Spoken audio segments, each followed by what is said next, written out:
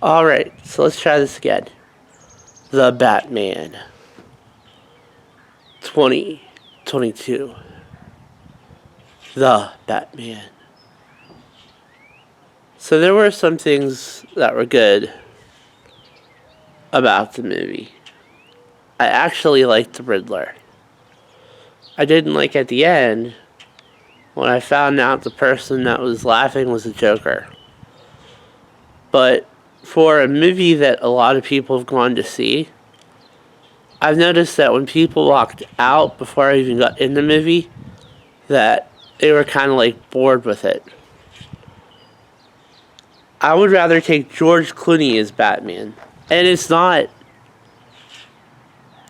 Robert Pattinson's fault. He didn't really do anything wrong. It's just the movie itself, Batman and Robin, was a better movie. It was not getting into the political part, but the rest of the movie was just more boring. Like, it was dark, but there wasn't that much energy in the acting and the characters.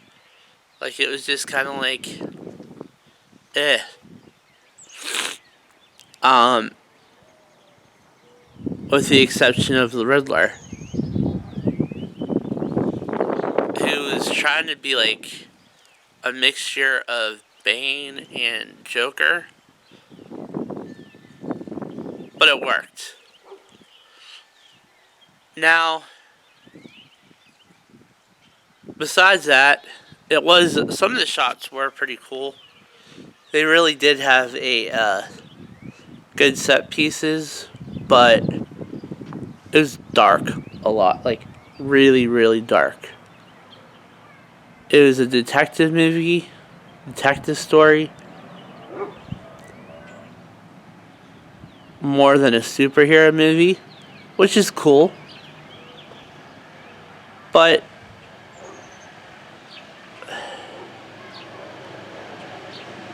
I think if they would have took out a lot of the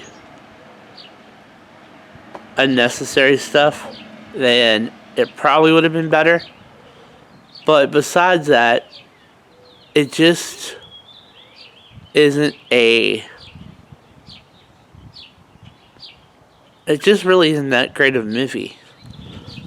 The Batman and Robin was bad, but it was just funny how much George Clooney didn't want to be in that role. Like, he literally did not want to be in that role. And it was bad, but it was funny bad. It's like The Happening. The movie was bad, but it was funny bad. I still haven't seen Midsommar, but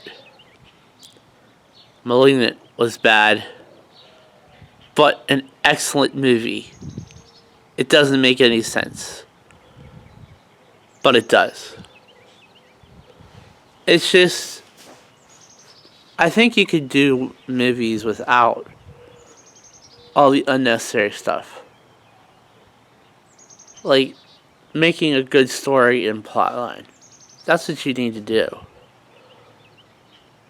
But besides that, like I said, I give it a C. I changed up a little bit. Like, I upgraded it a little bit, but I don't know. I prefer Christian Bale, Michael Keaton, or Christian Bale, Michael Keaton, or the original Adam West. Like I said, Robert Pattinson really didn't piss me off. He really didn't say much in the movie. But he wasn't bad. It's just, I think it was new to him, so he gets a pass.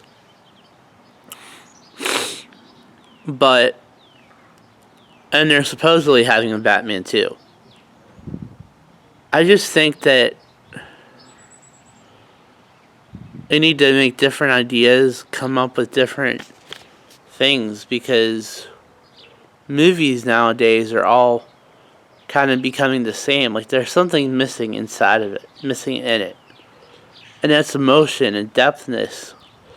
There's no emotion and depthness to characters anymore.